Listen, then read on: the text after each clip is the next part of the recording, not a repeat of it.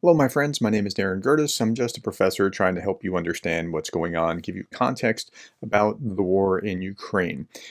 Sometimes when I'm preparing and doing research, I think I'm going to be talking about one thing and I'm going to wind up talking about another thing. So I'm looking at a tweet by Dmitry Medvedev. He's always a firebrand, bomb thrower, just trying to stir things up. And the first half is what I was focused on, and then he got to the end, and I'm thinking, I really ought to address this. So let's look at this systematically. I've already highlighted ex-moderators greatly depend on authorities' Ukrainophiliac stand. So he's saying that X, that's Twitter, leans too heavily toward Ukraine. They're Ukrainian philiac. Philiac is love as opposed to phobic, which is fear. So they're too pro in love with Ukraine. I don't think that that's the case. They allow Ukrainian bots to publish all sorts of rubbish. Now, one of the things that Russia does is they do this reverse projection kind of thing. If we're doing it, then they say that you're doing what we're doing, and they say Ukrainian bots. Well, it's Russian bots that are dominating all kinds of and creating all kinds of havoc on social media. Is there any doubt that if, as the military conflict between Ukraine and Russia unfolds, some Britain brings in its regular troops, it will thus become a party to this conflict and declare war against us? By the way, if you're wondering, this is a official link, like a verified account. It's not just made up. Okay, so, and he was talking about how, well, if you bring in your troops, this is going to be war immediately. And okay, we talked about that the other day. Now, when we get down to the bottom, it says this: nevertheless, to cater to Ukrainian Nazis, X entities them to punish a nonsensical comment. Okay, again, here's the old trope about Ukrainian Nazis. Show us the Nazis, like prove that they're actually Nazis. Don't just show us a symbol, prove it. Okay, now you get down toward the end and say, ladies and gentlemen, you, like Elon Musk, had better pay more attention to the fate of Gonzalo Lira, an American citizen who has died due to inhumane treatment in a Ukrainian prison. Did he die? Yes. Was it due to inhumane treatment? We don't know. He died of pneumonia, and he was a heavy smoker and kind of old, and they didn't have the greatest health care. But okay, let's look at this. Gonzalo Lira. Who is Gonzalo Lira? Somebody put in a comment the other day, Gonzalo Lira just died. Dr. Gerdes is going to have to do a video about this. I'm like, oh crap, why do I have to do a video about this? Well, it turns out I probably ought to, just to address the misinformation that's out there. Others have done this. Jake Bro did a masterful job doing an entire video about this. I'm going to show a couple minutes of that and then put the link down so that you can watch the rest of it, because honestly, I wouldn't put the rest of it like he just did, just because it's almost... it's not family friendly. Let me put it like that. So I'll put that down for you to see the rest of it. Okay, so I'm reading this and I'm thinking, wait, Gonzalo Lira. Okay, first of all, I'm going to address Gonzalo Lira, but let's look a little bit further down. There were some interesting memes on like this here. You are a Ukrainophobe, and Russia does not exist. Right? And then another fun one with, oh, look, it's time to get ridiculed by cartoon dogs on Twitter again because I said something massively stupid. But, and yes, there's going to be that kind of thing in the comments. But one of the best comments was this. This is the Dmitry Medvedev's original, and then somebody replying. Okay, Gonzo Ruble, which is Gonzalo Lira, they're changing the name, was charged over claims that he justified the Russian invasion, or more specifically, revealing troop locations and information about reporters to facilitate torture and assassination. Now, they'll say that he criticized Zelensky and so he got hauled off to jail. No, no, no. He was engaging in what every country in the world considers spying during a time of war. Okay? Espionage is a crime in just about any country at war. He was placed under house arrest. Putin instead just kills them until he tried to flee the country. He wouldn't have even been in prison but for the second crime. So that's important. And you can read the rest of the tweet. You can go look it up. This was Steve RINO99. Okay, and you can go look at that.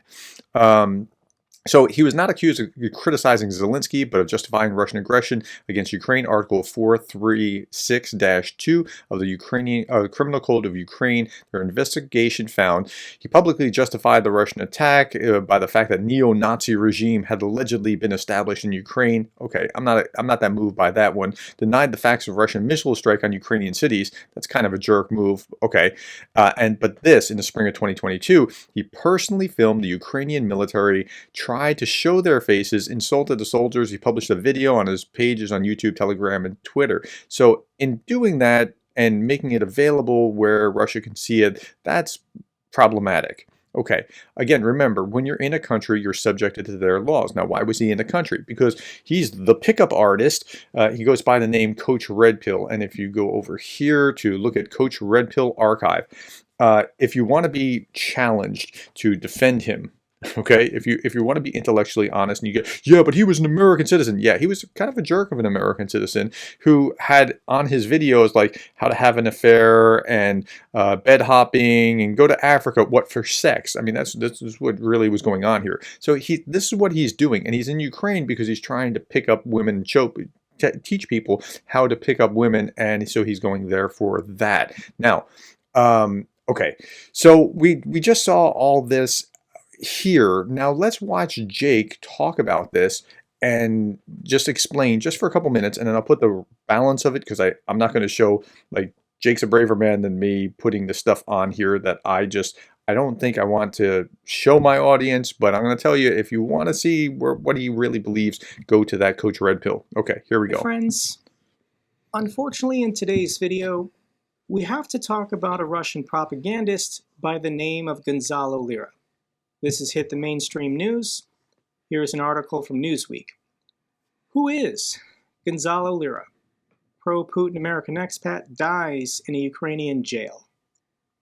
And the individual who's been pushing the story of Gonzalo Lira is Tucker Carlson, the only man with the distinct honor of being fired from 4 different networks: PBS, CNN, MSNBC, and Fox News. So he now publishes on Twitter, hoping he can't be fired from Twitter. And on December 9th, he published episode 47 about Gonzalo Lira. And Tucker, shocker, left out some important details. Here we are a month later, and Tucker is... Now that's a really important point, that he left out important details, because Tucker is shaping the narrative by not explaining the kinds of things that Jake's about to explain. And again, look at the link below and watch Jake's video, and or just listen to the rest of what I have to say here. And he's just not a good guy, but he's making it out like he's being politically persecuted when you know not to do that. Followed up. Gonzalo Lira Sr. says his son has died at the age of 55 in a Ukrainian prison, where he was being held for the crime of criticizing the Zelensky and Biden governments. Gonzalo Lira was an American citizen, but the Biden administration clearly supported his imprisonment and torture. Several weeks ago, we spoke to his father, who predicted his son would be killed.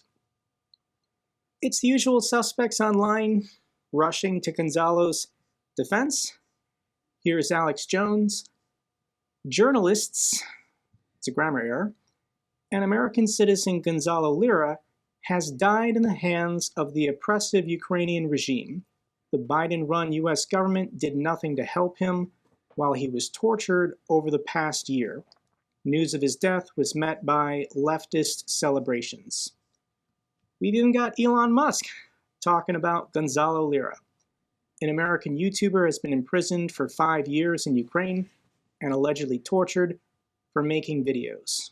This is not okay. All of this stuff gets community noted because it's factually inaccurate. Gonzalo Lira was arrested on May 1st, not 5 years ago. And Gonzalo was arrested for taking pictures of Ukrainian military positions and sending them to the Russians. Okay, stop there. That's all you need to know. That last line was all that you need to know about the guy who's now in a Ukrainian jail. You can't do that kind of thing. Okay, a little bit more about Gonzalo. So this is the Wikipedia page about him. Okay, Starting in 2017, Lira was active on YouTube using the name Coach Red Pill. He shared content that was misogynistic toward women, anti-feminist, attracting the attention of a group called incels. Lira's videos gave advice like never date a woman in her 30s and claimed that women only want money, a house, and kids, and went on. It's far, far worse than that. If you think that you want to defend the guy, go to Coach Red Pill Archive 3491 and see what he has to say here. Now, Jake's going to show you of one of his videos. I don't have the as much as I spend time unpacking Soviet disinformation, I don't have the stomach for this guy. So who was the guy? This is him. And yesterday in a live stream, I was talking. Said I recognize this guy. I think he was a guy that was walking around in Kyiv just after they were handing out rifles on the street, and he was bad-mouthing the Ukrainian government, saying, "See, these weapons are just going to fall." Like, okay, so it was a hurry-up offense, and the Ukrainian military was actually like, "Hey, if you need a rifle to defend yourself, here, come get it." And they were handing it out like candy to the locals, and he's saying, "See, they're just handing this out. It's going to fall into the hands of the mob." And he was protesting against it. And I was thinking, like, well, yeah, I mean, that could be the case, but they have to do this. I don't know why this guy's got this issue with them doing this. And it only struck me just recently that that was the guy that I saw on that YouTube video, and somebody confirmed that they had seen that as well. So it wasn't just me. I was like, I don't know if this is the guy, but somebody else said they had seen it. Now, let's go full circle back to where we were when we started here. We were talking about the original Medvedev bit, and Medvedev was, again, he's a bomb thrower. He said this about, ladies and gentlemen, you, like Elon Musk, had better pay more attention to the fate of Gonzalo Lira, an American citizen who has died due to inhumane treatment in Ukrainian prison. Okay, so they're pointing to a singular individual dying in a Ukrainian prison. A singular individual. The fascinating thing about this is that they can only point to like a little blip here, maybe a little blip there, but reverse it and think about how many people have fallen out of hotel rooms or died by poisoning or whatever, or political dissidents that it doesn't go well for them. I did this entire video yesterday about Russian opposition candidates. And it was based on the Russian media monitor talking about Russian opposition candidates. Like, do you plan to win? I plan to survive.